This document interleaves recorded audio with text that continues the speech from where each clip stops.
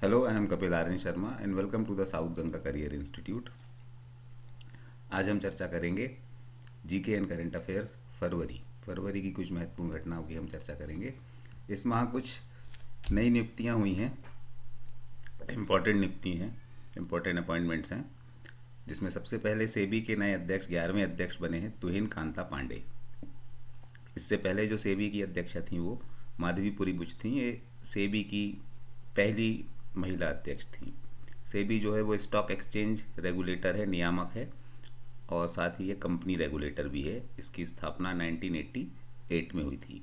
Share बाजार नियामक और कंपनी नियामक है सेबी।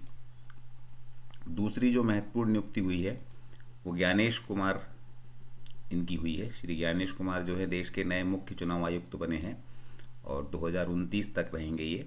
वैसे जो चुनाव आयोग होते हैं उनका कार्यकाल 5 वर्ष या 65 ईयर्स तक होता है। संविधान में भी इसका उल्लेख है, जो पहले हो जाए। और इनको हटाने की प्रक्रिया जो है वो महाभियोग द्वारा होती है, जो पार्लियामेंट यानी संसद में महाभियोग साबित होना चाहिए। उसके बाद राष्ट्रपति इन्हें अपने पद से हटा सकते हैं। चुनाव आयोग जो है वो 3 सदस्यीय होता है। तो जो अन्य 2 सदस्य जो चुनाव आयोग के वर्तमान में हैं, मुख्य चुनाव आयुक्त जो हैं वो श्री ज्ञानेश कुमार, डॉक्टर सुखबीर सिंह संधू और डॉक्टर विवेक जोशी। तो ये एक बड़ा डेवलपमेंट हुआ है। चुनाव आयोग जो मुख्य चुनाव आयुक्त थे उनकी नियुक्ति हुई है। साथ ही सेबी के नए चेयरमैन वो भी नियुक्त हुए हैं। तो ये 2 क्वेश्चन काफ़ी इम्पोर्टेंट है। तीसरी जो इम्पोर्टेंट नियुक्ति हुई है शशिकांत दास जी। ये आपने नाम सुना होगा, ये रिजर्व बैंक ऑफ इंडिया के गवर्नर रह चुके हैं शशिकांत दास। तो इन्हें प्रधानमंत्री जी का प्रिंसिपल सेक्रेटरी 2 बनाया गया है, प्रधान सचिव। वैसे प्रधानमंत्री जी के जो सचिव हैं वो हैं डॉक्टर PK मिश्र, 2019 से हैं वो। उसके अलावा जो सेकंड सचिव बनाए गए हैं वो बनाए गए हैं शशिकांत दास। ये एक दूसरा डेवलपमेंट हुआ है। बोडो, डोगरी, मैथिली, मणिपुरी, संस्कृत और उर्दू, इन भाषाओं को लोकसभा में अनुवाद सेवाओं में शामिल किया गया है। संविधान की जो अनुसूची क्रमांक 8 है उसमें 22 भाषाओं को मान्यता प्राप्त है। तो ग्रेजुअली ये उद्देश्य है कि सभी भाषाओं में अनुवाद उपलब्ध कराया जाए।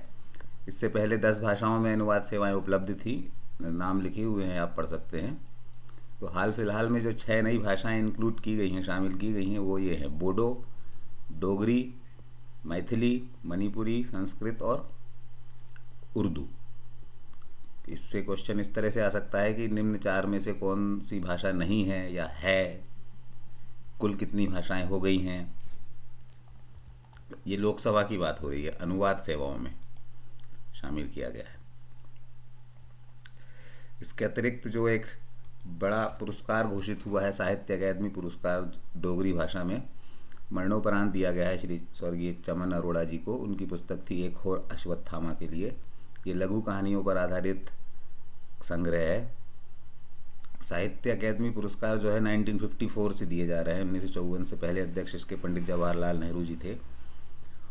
और ये टोटल 24 भाषाओं में दिया जाता है। 22 भाषाएं वे हैं जो संविधान की अनुसूची क्रमांक शेड्यूल नंबर 8 में हैं, 22 भाषाएं। इसके अतिरिक्त इंग्लिश प्लस राजस्थानी में भी ये दिया जाता है। ताम्रपत्र दिया जाता है, 1 लाख रुपए का पुरस्कार दिया जाता है। तो साहित्य अकादमी पुरस्कार डोगरी के लिए दिया गया है मरणोपरांत श्री चमन अरोड़ा को। ये वैसे टोटल 24 लैंग्वेजेस में साहित्य अकादमी पुरस्कार दिया जाता है। 1954 से ये दिया जा रहा है। ये शॉर्ट वीडियो है। इसके बाद हम फरवरी 2 जो डेवलपमेंट है, major development examination point of view से, वो हम नेक्स्ट वीडियो में देखेंगे। वैसे तो कई डेवलपमेंट हुए हैं, पर वो जिनका एग्ज़ाम में आने की संभावना ज़्यादा है, हम वो यहाँ पर डिस्कस करेंगे। अगर आपको वीडियो अच्छा लगा हो तो सब्सक्राइब करें हमारे चैनल को। Thank you, thanks for watching.